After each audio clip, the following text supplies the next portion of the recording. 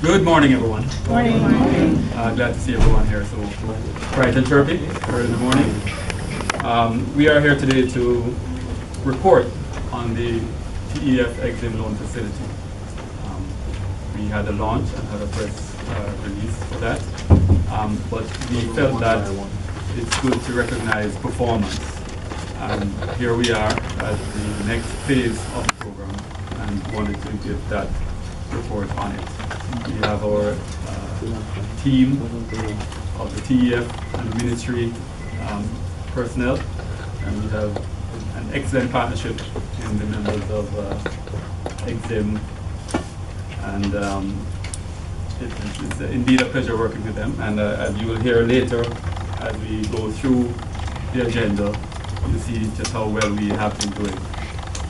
Let me start out by just recognizing the members of the head table here. Of course, our Honorable Minister, my left, immediate left, and we'll be hearing from him later on. Mrs. Lisa Bell is Managing Director of EXIM Bank, and she's here also representing all the members of her team. To her left is our Acting Permanent Secretary here at the Ministry of Tourism, Mr. David Dobson. I'd also like to recognize the chairman and heads of Ministry of Tourism's agencies who are here today. I'd like to recognize Dr. Andrew Spencer, Executive Director of TPDCO.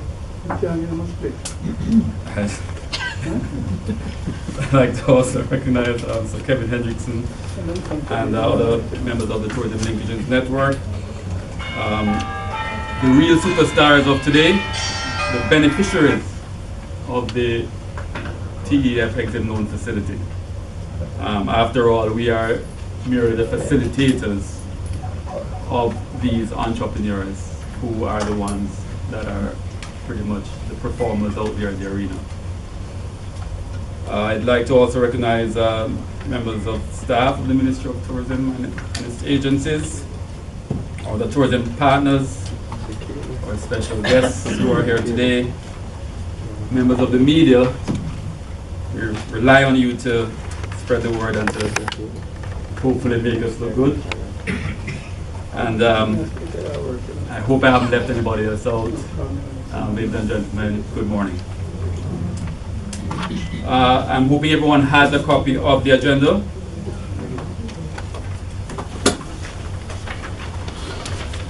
And we will just swiftly move on and have a welcome by the Acting Permanent Secretary, Mr. David Thompson.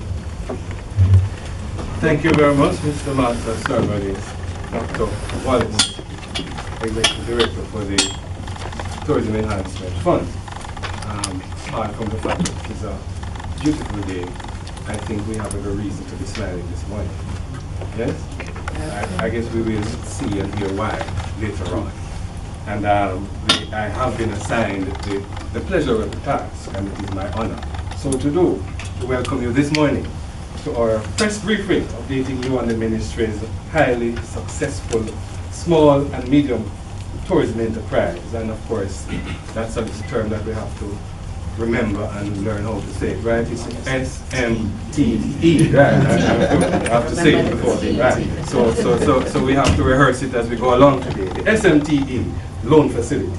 And this was launched last September with support from the EXIM Bank.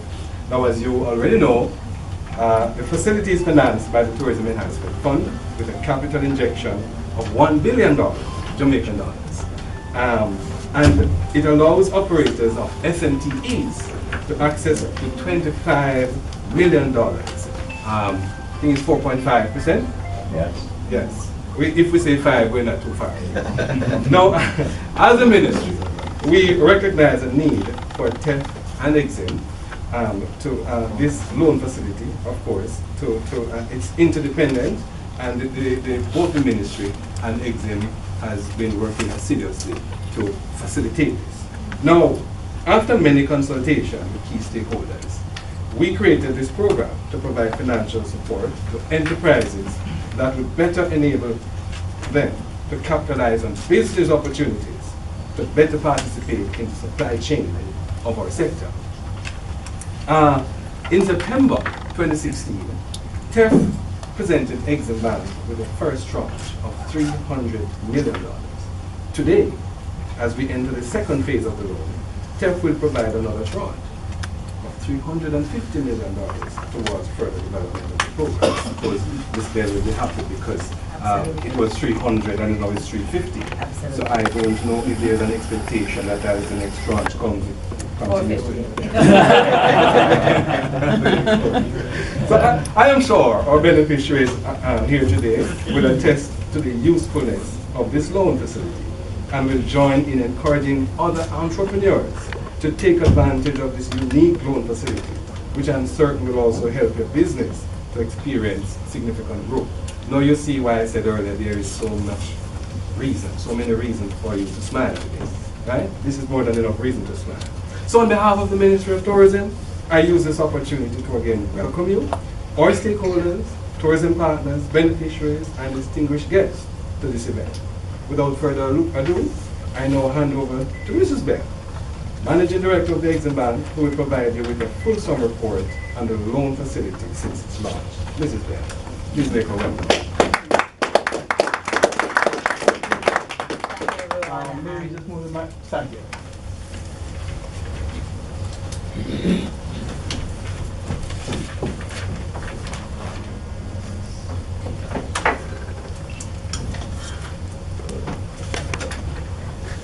Thank you, everyone, and I hope you don't mind if I sit.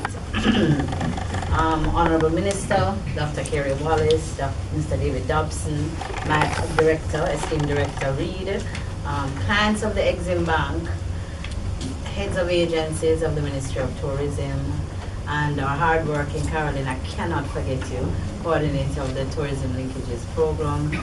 My important people all, good morning, good morning. Good morning. Before I even get into the report, I need to tell a little story about the man beside me to my right. He made a personal call to me last year, and in his inimical ways, laid out what he wanted and how he wanted it to be achieved. And I'm sure all of you can agree that this minister is one of the hardest working ministers that we have. And is not, by any stretch of the imagination, shy about saying what he wants. And he asked me to put this program in place. And I shared his vision based on what he wanted for the country, what he wanted for the tourism industry. And it was rooted in what we could achieve, how we could be transformational in ensuring that the benefits get to the very lowest level. And I think that's what transformation is about. Sharing that vision, we launched the program in September, and it is my pleasure to be able to give an update. If my passion for the SME sector shows through, please excuse me, but I do believe, and I honestly believe, that if we do not get this right, we will get nothing. We have to empower the private sector, particularly this part of the private sector, to achieve all they can achieve if we're going to transform this country. So tourism continues to make a significant contribution to the economic growth of Jamaica through foreign exchange earnings, business engaged in the tourism value chain, and the creation of jobs. To further enhance its contribution to economic development, the Ministry of Tourism, in collaboration with the EXIM Bank, launched the SMTE loan program in September 2016 to provide financing of up to $1 billion to entities within the tourism sector and linkages networks, as well as manufacturers and suppliers to the industry. These eligible sectors include spa and wellness, gastronomy, a big word for restaurants and food-related businesses, small accommodations, manufacturers and suppliers, shopping and galleries, attractions, knowledge networks, sports and entertainment. I am pleased to announce this morning that today the bank has completed over 28 loan applications totaling $509 million under the SMTE loan program. Applications totaling 408 have been approved with disbursements totaling 311 million. So we have fully disbursed the first tranche of this body. In fact, the minister owed me some money. So the initial tranche of 300 million is fully disbursed. We're very pleased about that because we knew this program could be revolutionary, not only because of its attractive terms and conditions, but it really would put funding into the hands of those who needed it. Access to finance continues to be a major impediment for growth, and these kind of facilities prove that if you structure loans appropriately or financing appropriately, it can have the impact we need. And you'll hear later from some of the impact from the beneficiaries. So to date, the applications processed for approval fall into the following categories. Attractions, 84 million. Small accommodations, 105 million. Gastronomy, 25 million. Linkages, 32 million. Shopping networks, 30 million. Manufacturing and related services, 45 million. Services, 48 million. Spa and wellness, 12.5. And for the transportation sector, we've also been able to disperse 125 million. So that accounts for the 311. To further support the development of SMTs, TEs, and the take-up of the loan program, EXIM has reviewed its loan processes as it relates to this sector and has agreed to take a more flexible approach and accept from qualified applicants other criteria which would not normally be required. And I have my director Reed here with me, who is also passionate about lending to this sector. And what we found is that SMEs have some very special challenges. And we wanted to make sure that we weren't excluding them because of these challenges. So when we took it to the board about some of the challenges we were finding, and I'll give you a practical example. Normally, if you're borrowing, you would need 3 years of historical audited financial statements. And we recognize some small businesses may not have that, right? They're either family owned and they haven't had audited statements. However, there are other ways to prove your credibility to borrow. So we looked at what we could use in lieu of that, on the condition that we would work with the SME to move towards, because ultimately you want to get every company able to walk into any commercial bank and borrow. So it's addressing the need as well as putting forward a program that will help them to improve their level of development. So we agreed to take in-house financial statements that's supported by bank statements to assess loan proposal within the proviso that within 90 to 120 days, the applicant will provide its audited accounts, the preparation of which may be deducted from the loan proceeds. So we're supporting their ability to become compliant.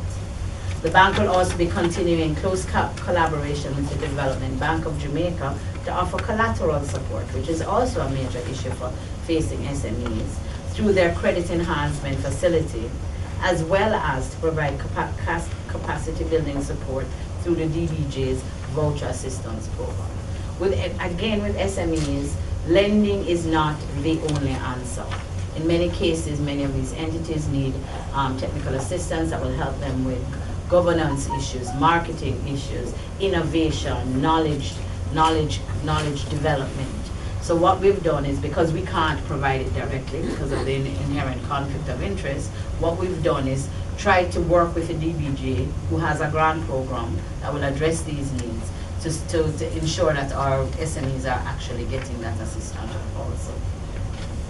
So in addition to these 28 companies, and I know that number sounds small, but believe me, I believe over time and with the second tranche we'll be just as successful, and those numbers will begin to grow.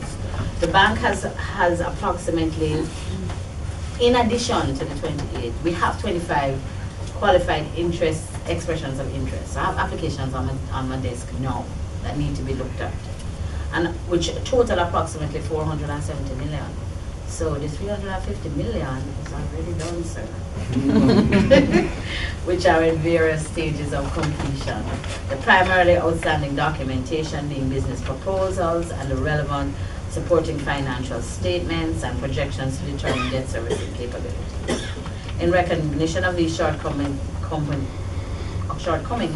the bank, in collaboration with the Ministry of Tourism and Entertainment, co-sponsored a very successful seminar, Getting Funded, Success Strategies for SMEs.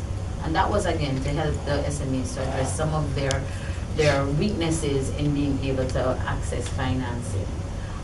The seminar was attended by 35 SMEs from across the island, and we thought it was very successful in teaching them key approaches in terms of their accounting, in terms of their business planning, and human resource development. And I think we will have to continue to do that through the length and breadth of this program. The bank continues to effectively market and promote this program with ongoing SMT. I'm sure you've seen the ads in the Observer. When you haven't seen them, you're not reading the Observer.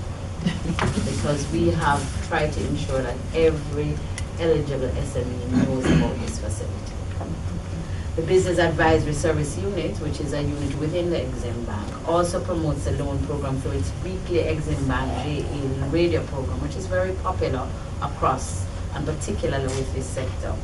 And its new season is scheduled to commence this month. Success stories, giving the testimonials, serve to encourage those who are considering taking the next step in their growth, in their path to growth. So we use that approach a lot in terms of getting the message out, as well as helping people and encouraging people that growth is possible. You can do this. Particularly with banking, because we're very aware that many small businesses are very intimidated by the financial sector. But the fact is that we are here to help. We do, I mean, I shouldn't even say this, but the truth is EXIM Bank is a national institution. It is there as a development finance institution. We're not driven by profit, we're driven by getting loans out to people. And so our approach is really to ensure that you are capable of borrowing. So we'll continue to do these activities. In the Western region in particular, we're in the process of engaging additional business development officers to promote the SMT facility and to maintain our strong relationship with clients and with prospects. Our upcoming island-wide roadshows will be commencing this year in the Western region, and we'll be engaging the tourism sector island-wide with our partner TEF. We've continued to promote with the respective chambers of commerce by attending their special chamber meetings and events, and plan to continue these in the months ahead. Our BS unit will also continue to host seminars to promote the program while enhancing the knowledge base of SMTs. So, in sum, the program has done well. I'm pleased that we have fully dispersed the funds. We're looking forward to getting the check this afternoon so I can start disbursement tomorrow. And to more importantly, fulfilling the original vision of the minister, which is to make sure that SMTEs really achieve the growth and development that they deserve, and that we can ultimately say that we're on the path to growth.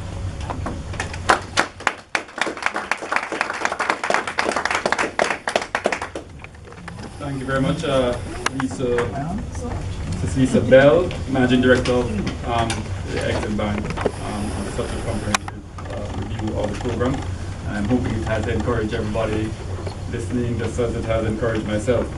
I had brushed over the chairpersons and I wanted to step back and highlight them individually. My chairman is actually my boss, so you know I was this close to being chairman of TEF, Godfrey Dyer, and I'd like to also recognize the chairman of Devon House, Jeff Masado, who is also blessed us with his presence as well. The chairman of the Jamaica Tourist Board. In fact, they were so busy in another meeting, but they did break it in order to make sure that they came and participated in this occasion. So I'd just like to also recognize as well. So with that said, we are here for the man of the moment. We're at the testimonials. The superstars of the moment. Let's put it that way. So we will first have Mr. Danville Davidson from Irish Safari Tours Limited to give us his testimonial on his experience with the loan facility. Already not bribe him. And he's trying to come forward.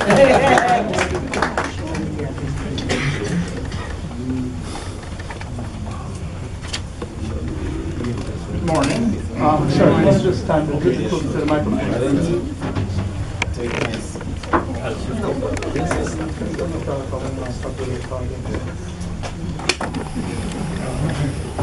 Okay. Irish Safari started operations in June of 1993. And those of you who know where it's located is in Black River. And there are two other operators of similar tours on the safari.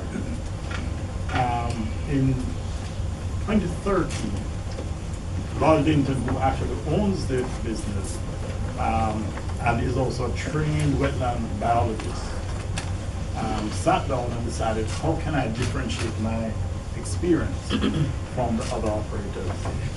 So we looked at the 18,000 acres of wetland in Black River Lower Morass, largest natural wetland in the English-speaking Caribbean, and tried to come up with other opportunities. And so the idea of this swamp buggy tour was born. I guess most of you in business will share this experience, because between 2013 and last year, we presented the proposal to several financial institutions and had no luck whatsoever with any funding. Out of desperation, we one Sunday visited Milverton Reynolds from BPJ, and we made a presentation to him. And he was immediately excited. And he said, okay, I can get Lisa Bell and EXIM Bank to fund a project, and DBJ would guarantee the loan 100%. And that's how we started. So we went through that process. Shortly thereafter, we recognized that the funds we were getting from Lisa would have allowed us to purchase the equipment, but not clear it from the wall, etc., training, etc., etc. So we approached Minister Bartlett, and we did a similar presentation, and he too was excited, because this is a new attraction, nothing like that in Jamaica. And so he told us about the facility that they were just about launching. And so between DBJ, well, guaranteed loan, EXIM providing the funding, and TF with their fund, we were able to get the equipment here, and we are now in the process of actually launching the activity. Mr. Linton is not here because he has farm tours today, and he said that was important because that is what drives the business. So he wasn't. But without the support of EXIM and TF, we definitely would not have been able to get this project started. And I would like to close by just thanking firstly Milverton and DBJ, Lisa and EXIM, NEPA, National Land Agency, Minister Bartlett, and of course Minister Williams, because we had several challenges when it came to clearing the equipment, the customs duties, etc. And we were able to have some working out of those with the Ministry of Finance. So all in all, project is ready to start. There's a soft launch in July, and next month, September, we'll have a full launch of the project. Thank you.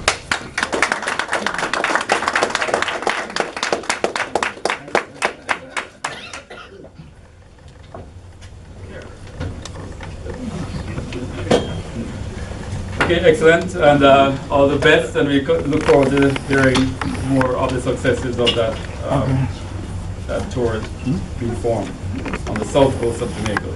Now we are going to go into the next testimonial, which will be from Ms.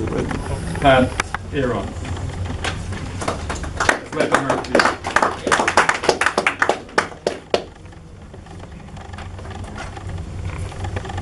Important people all, good morning. I am over the moon happy that I can sit here today and tell the sweetest story in the country. And it's made even sweeter by the fact that I got the support from this facility, because it perhaps might have been a story that was not told if it didn't happen. Truth is, right now we are the only candy company in the country. And there was one prior, and we were using that person as our contract packer. But the machines were old, and they functioned like old machines. And the gentleman who owned that factory decided, I'm just not doing this anymore. And it could have been the death of the business. And I heard about the facility, approached EXIM Bank, and we decided that this thing had to happen. It couldn't stop. At the time, we had great distribution in Jamaica. We had started doing export markets, and the momentum was necessary. But I needed new machinery. I needed more staff members, because there were only 2 of us at the time that were running the business. And I needed a bigger space. And with the facility, I've been able to move my staff count from 2 to 12.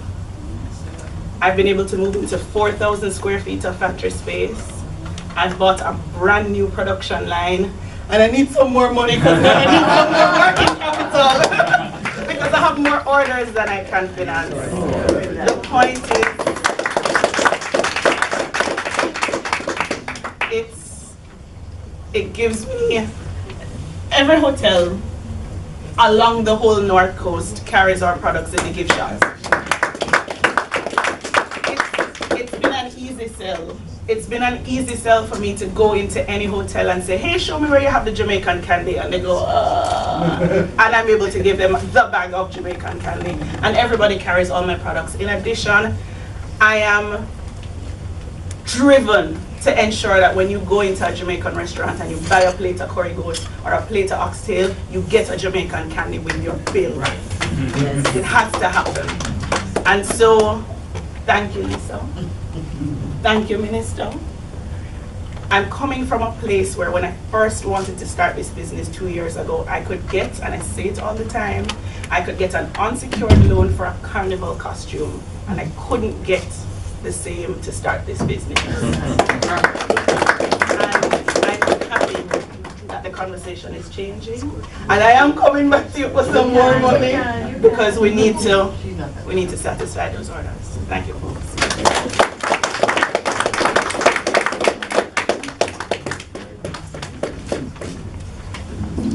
Dr. Wallace, I just want to acknowledge, you know that they won't speak. And I tell you, I never bribe these people. You know. These are the stories I hear every single day. Sure. And see the potential for job creation, 2 to 12, sales, using the tourism product, representing the brand. It's just good stories. But I also have EBS Hotel here. They're a supplier. I know they're a supplier to the tourism industry, Mr. Eric Stubbs. Who provides giftware, show these to the customer.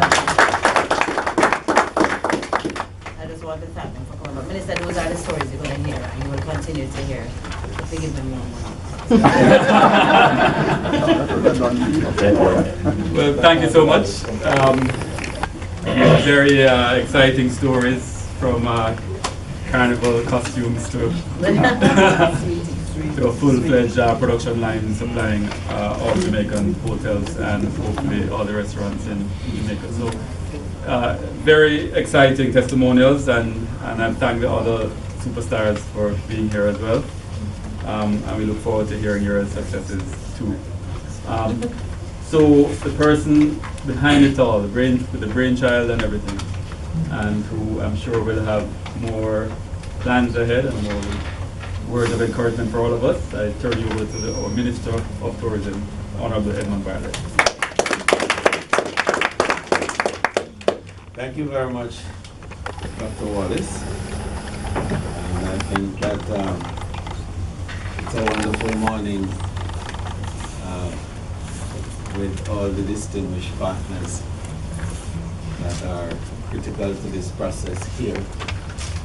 And I think that we've done very well in terms of or early acknowledgement. I just want to endorse those acknowledgements.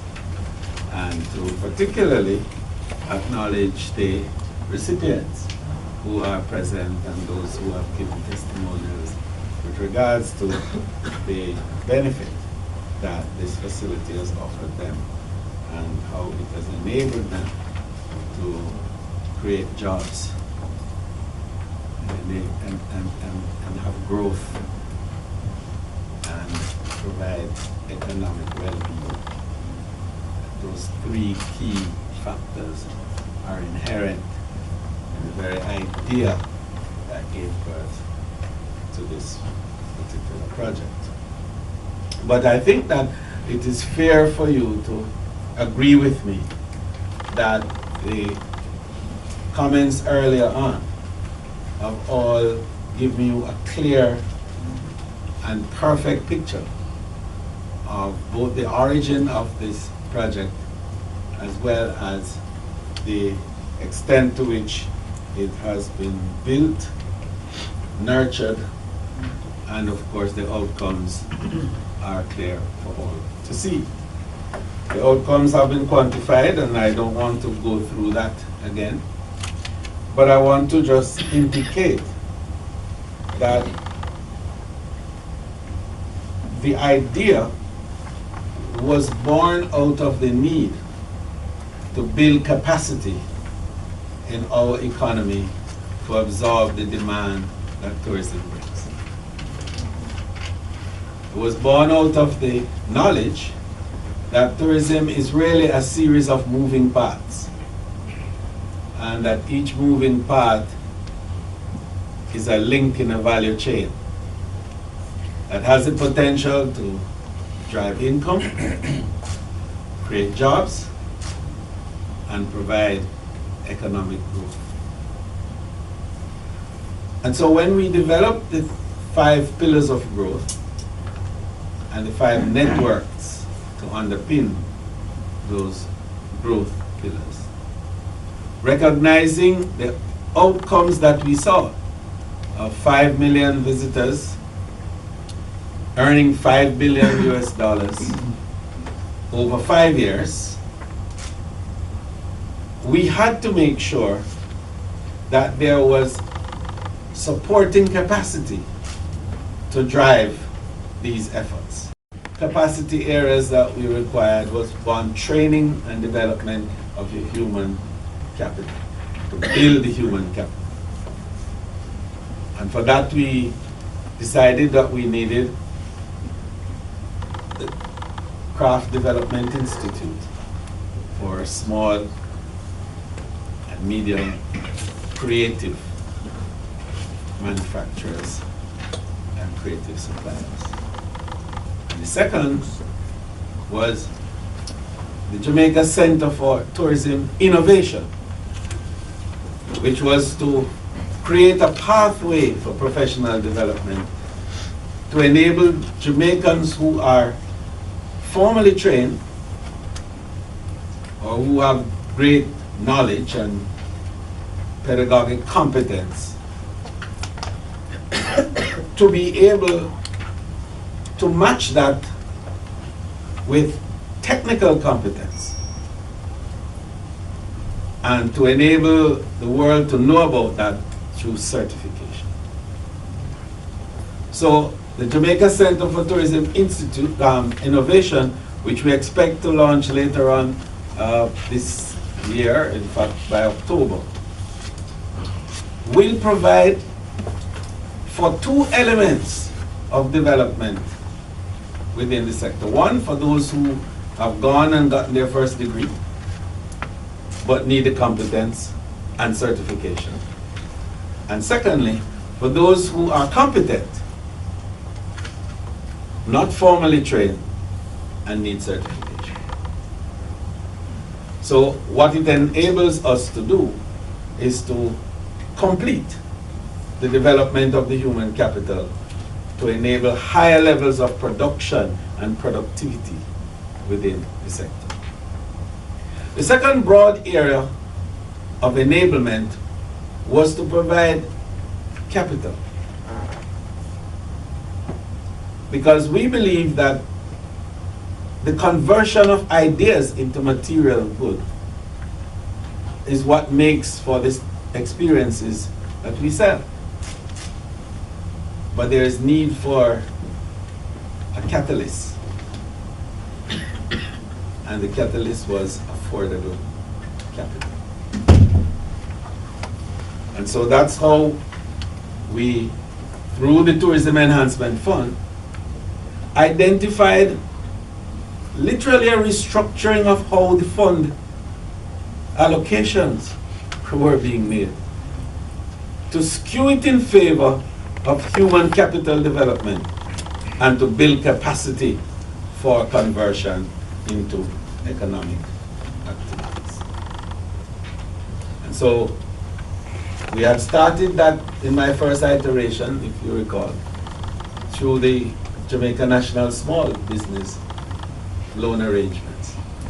And at that time we had provided loan support for, again, the small and medium entities within the industry, but focusing on the accommodation subsector for the smaller hotels and the transportation subsector for the taxis and Jutons, Jekyll and Maxi, and those transportation groups. And what we provided then was 3 million at 3% over 3 years. So we stepped up the plate a little bit in keeping with our notion of 5 by 5 by 5 to have 5 million by 5% over 5 years. So the EXIM Bank idea wanted to take a step further now, because we recognize that if we are to build out these 5 networks, and these networks is what create the experience that the visitor wants, then we would have to go to an institution that had the capacity to provide a window that enabled for a more innovative approach to online. And we're pleased that EXIM was able to work with us to reduce the rate to less than, I would say, The lowest rate. it is the lowest rate, but it became less than 60% of the existing rates out there. And that was absolutely phenomenal. And then we had it at 5% in keeping with the 5 by 5 by 5. And then when they went to Minister Shaw and finalized the discussions, so as he said, no, bring it below 5. So it's actually 4.5%. But we had to keep a 5 to maintain the tradition. And today's result is very clear. You've heard what the outturn is today. The first tranche of $300 million have already been exhausted. Lisa is asking for more. Today we will offer the second tranche of 350. She's still asking for more. And but for the fact that we are constrained, by fiscal arrangements, we could very well have said the final tranche would be given immediately. The demand has been strong, the take-up has been excellent, and you've heard the testimonials of those who have been able to create jobs, enable growth, and build economic well-being. Very important. So what has that done over the last year for us? What that has done over the last year for us is 2 things. One, it has enabled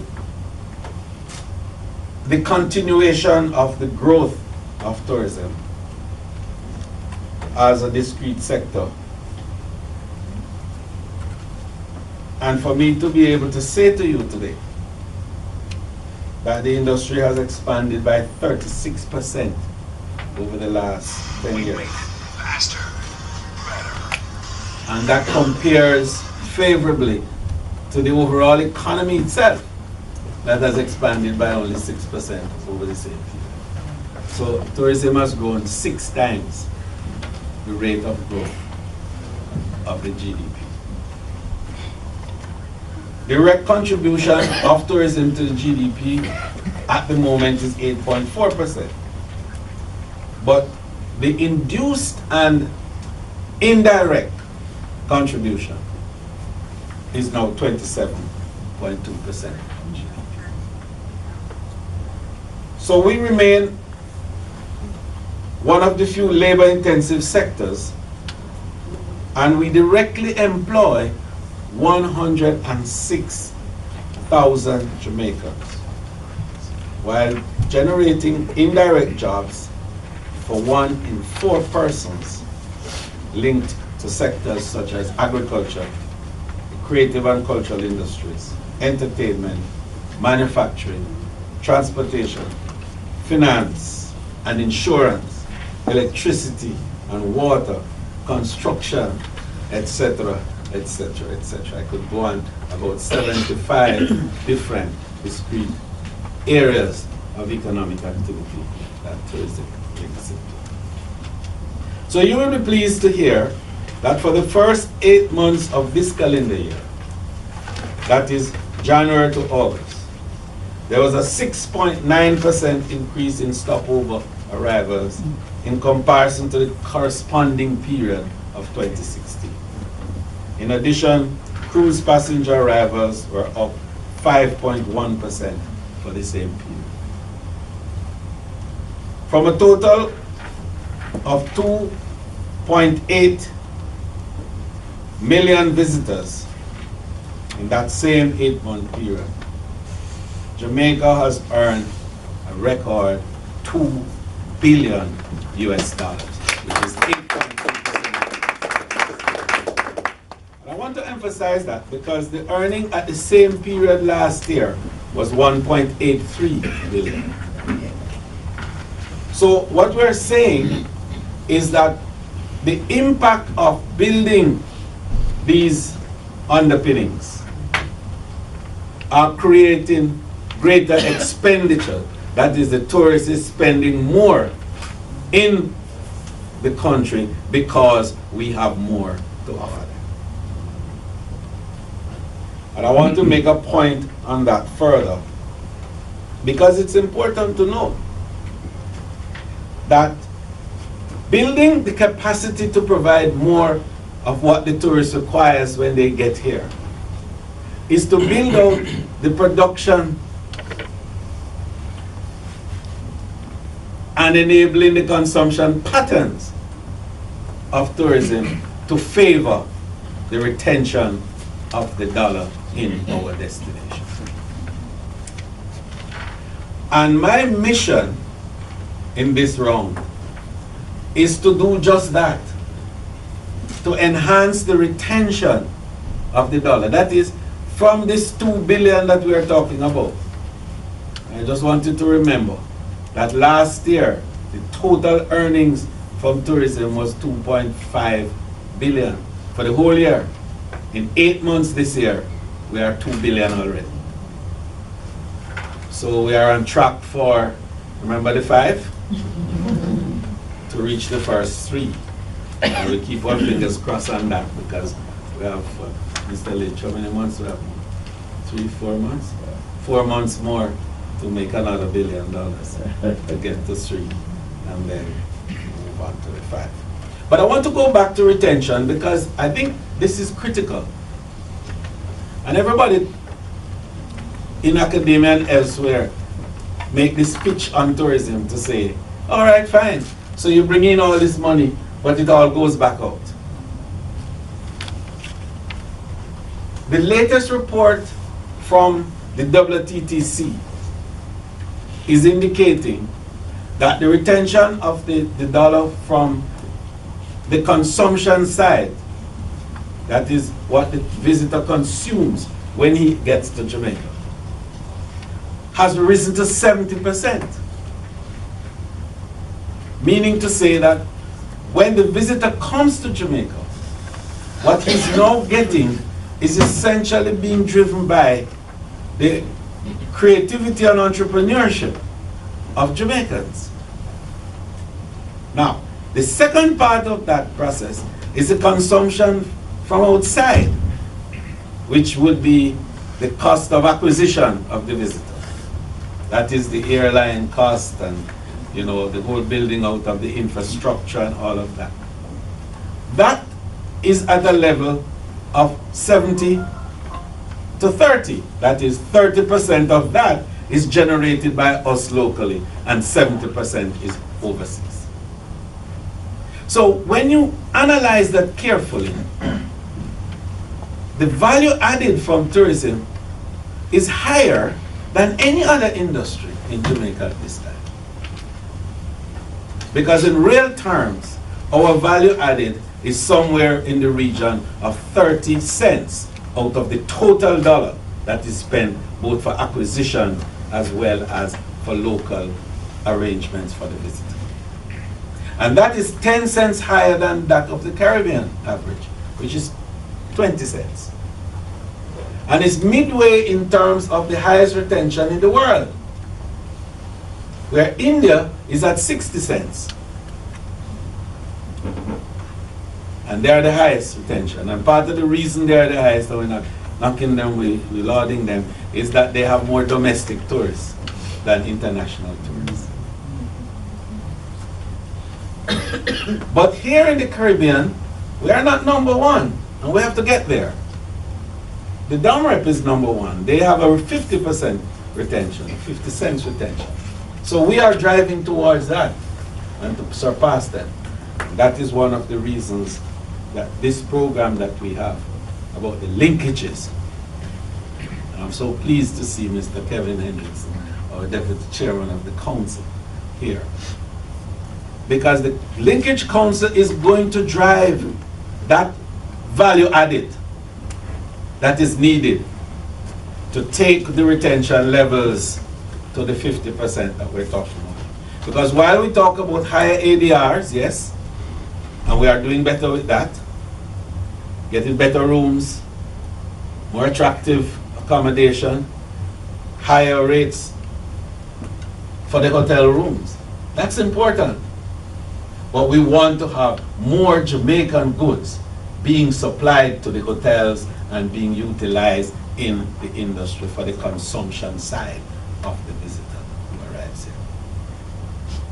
So when I looked at the pie chart that showed me how the loans were distributed, I feel comforted that the linkage program is working, because the loans are going, and I just want to indicate to you, accommodation, well, it will continue to be high, was 21%. Transportation, which is essentially by our little people, 25%. Shopping, that's getting into its own, right? 6%. Manufacturing, sweetie, yes? 9%.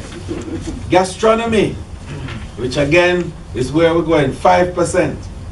Services, 9%, and I suppose within that services is the entertainment and yes, and the music side, right? Spas and wellness, health and wellness element of it, 2%. Come, starting, because there's no facility for you to borrow in that. Remember what Dr. K said when she wanted to borrow for consumer durables, she would get 100% loan coverage. But for business, the little thing she wanted to do, nothing. Attraction, 17%. Yes, Mr. Davidson, attraction, 17%. So here we are. And we want this to be an example, I think, to the wider community of capital and banking and financial arrangements.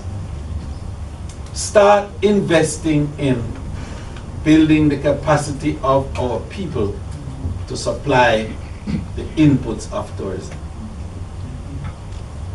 Tourism is the most resilient industry in the world. It is the largest and fastest growing sector of the global economy today. It has eclipsed oil and manufacturing, construction and installation. And it only lags behind financial services in terms of its GDP contribution globally. It's at 10% and financing is at 19%. 293 million people are employed directly in tourism as we speak, with a projection to reach 380 by 2030. And that represents today 1 in 10 workers of the world. And when it goes to 380, it will be 1 in 9. 79 countries of the world have GDP dependence on tourism of 10% and more. 79. And in the Caribbean where we are, 16 of the 28 countries of the Caribbean have tourism dependency of 10% and more, with Antigua and Barbuda topping the list within the region and being number 2 in the world next to the Maldives.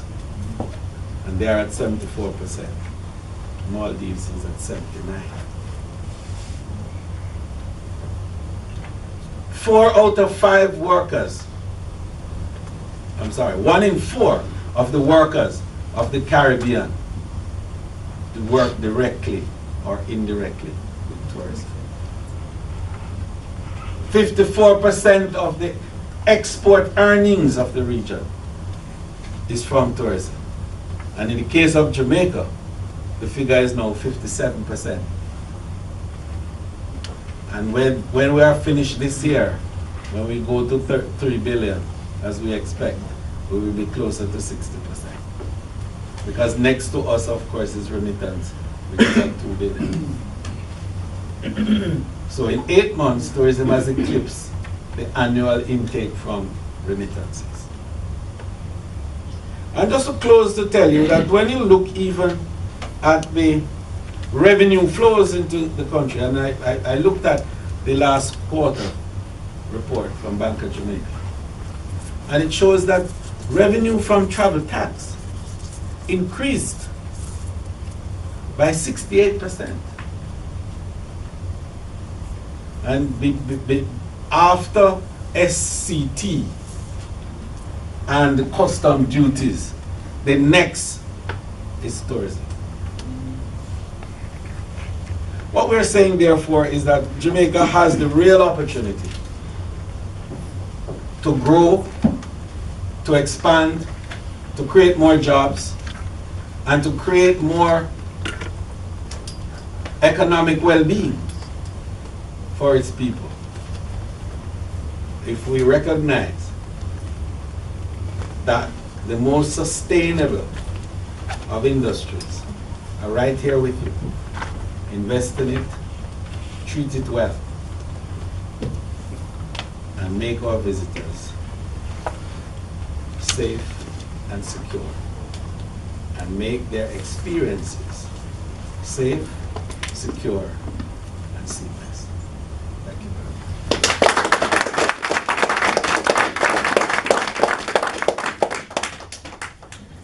much. Thank you very much, Honorable Minister.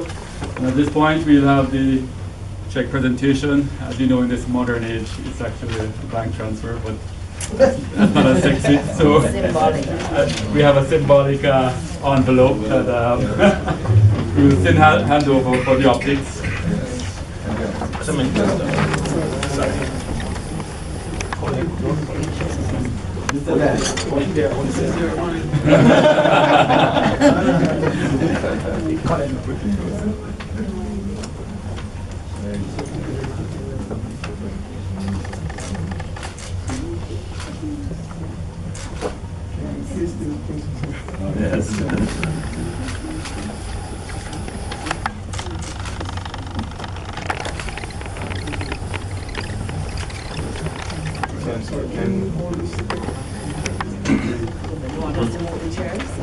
No, it's okay. No, there's space. No, it's okay. It's okay? Yeah. Me too. All right, well, you know how we're going to get more? If we increase our revenues. Absolutely.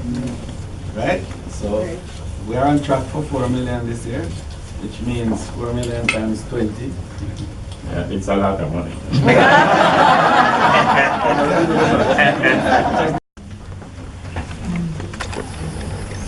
Don't all rush, we'll take one at a time.